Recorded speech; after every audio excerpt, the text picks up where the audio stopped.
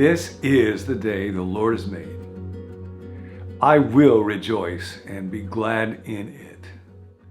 And I hope you're remembering to say that every day when your feet hit the ground. This day right here, I'm having to come to you from my office, from our exclusive studios here at Become New, because in California right now, the atmospheric river keeps rolling and we're getting deluged with rain. That's a good thing. The earth needs it. This is God's day. And my word for you today, for us today, for me today, comes from a passage in the Old Testament, in the book of Zechariah. And it's this: do not despise the day of small things. It's very important when it comes to habit and change. That sentence was spoken initially to folks because people had been living in exile and they were beginning to return to Jerusalem. There was a governor of Judah named Zerubbabel, and he was going to try to rebuild the temple, but it looked pretty miserable. They were comparing it, the older people, to the glory of the Temple of Solomon, and it was a sad, miserable, tiny little shadow of what had once been a glorious thing. And so they were tempted to think, this isn't really worth it. This is not going to mean anything. And then it took such a long time. It was a decades-long process, just one rock after another rock after another rock. But part of what it says in the text is, this is the word of the Lord to Zerubbabel, not by might nor by power, but by my Spirit, says the Lord Almighty. What are you, O mighty mountain? Before Zerubbabel, you will become level ground. In other words, whatever the opposition is, whatever that metaphorical mountain was to them or is in your life, it will come down. God will be able to overcome it. However, it happens just one little rock at a time. Who will despise the day of small things? Just one rock on top of another? Yep. Text goes on to say, the people will rejoice when they see the plumb line in the hand of Zerubbabel. Just somebody who says, yep, it's worth it. It's worth doing. Now, this is the way that God works. Don't despise the way of small things. Jesus, of course, above all, is a picture of the day of small things. But this is true also when it comes to the transformation of our life, which happens one moment at a time, one thought at a time, one act at a time, one habit at a time. And in many ways, the scriptures are a book of habits that we can cultivate, always inviting God to be a part of them so that over time we can become transformed. One tiny example of a tiny habit, this is from the book of Leviticus in the Old Testament, chapter 19. There's a verse that says, rise in the presence of the aged, respect the elderly, revere the Lord, I am your God. What a different society our often youth-worshiping, age-fearing society would be if we just cultivated that one habit, to stand, to rise in the presence of the elderly. If you were doing that, since you're looking at me, you would be standing right now. And if you're thinking to yourself, oh man, I would be exhausted if I had to stand up every time I was around an old person, it's because you are an old person, and that's why you don't have the energy for it. But the idea of that was that people would be cultivating a tiny little habit that reminds us to revere all people. And those who get older are often marginalized and kicked to the side. And so when I stand, I remember, oh no, you also carry the image of God, and I can be changed on the inside. Now, as we're looking at habits, two of probably the most impactful and popular books over the last couple of years have similar titles. By B.J. Fogg, Tiny Habits, and by James Clear, Atomic Habits. Do not despise the day of small things. It is not by accident. If we are going to cultivate habits by which we can be transformed, they have to be tiny habits. They have to be atomic habits. James Clear writes about that in his book, and this is what he says. Do not despise the day of small things. We often dismiss small changes because they don't seem to matter very much in the moment. If you save a little money now, you're still not a millionaire. If you go to the gym 3 days in a row, you're still out of shape. If you study Mandarin an hour tonight, you still haven't learned the language. We make a few changes, but the results never seem to come quickly, and so we slide back into our previous routines. We despise the day of small things. Unfortunately, the slow pace of transformation also makes it easy to let a bad habit slide. If you eat an unhealthy meal today, the scale doesn't move much. If you work late tonight and ignore your family, they'll forgive you. If you procrastinate and put your project off until tomorrow, there'll usually be time to finish it later. A single decision is easy to dismiss.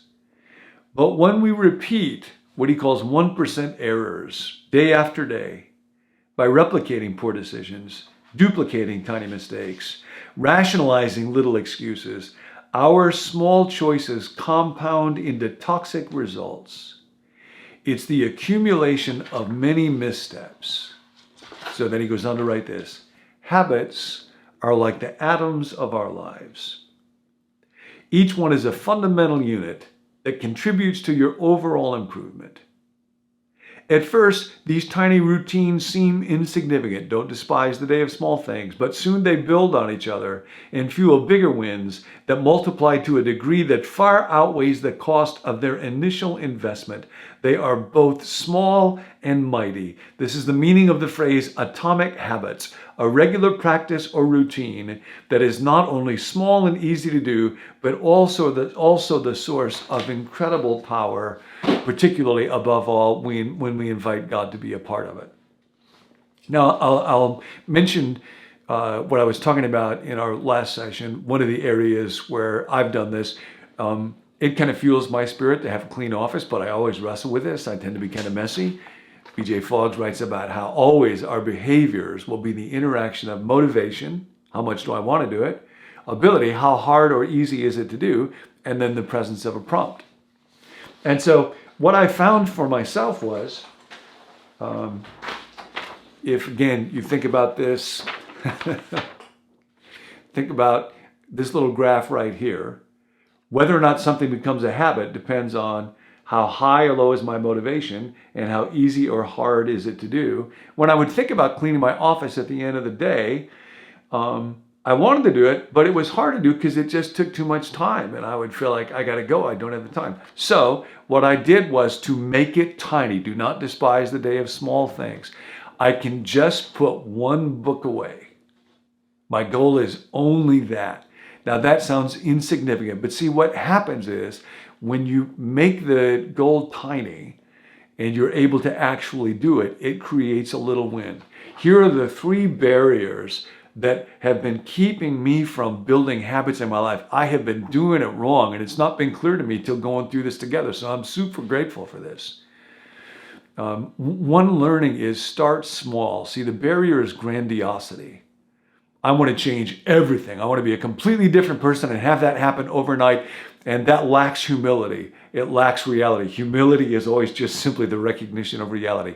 So start small. Grandiosity will kill me. Get wins. The other thing, another factor that kills me is discouragement. I think I'm going to make my office super clean every day. And then when it doesn't happen for a couple of days, I feel like, what's the use? I can't do it. And I become discouraged. So it becomes really important to start small, tiny habits, atomic habits. Don't despise the day of small things, so that you can accumulate wins, so that I can and gain the sense, the emotion, the feeling, the perception, this can be done. That's why when you get up in the morning and you say those words, this is the day the Lord has made, I will rejoice and be glad in it, you stop and smile. You did it.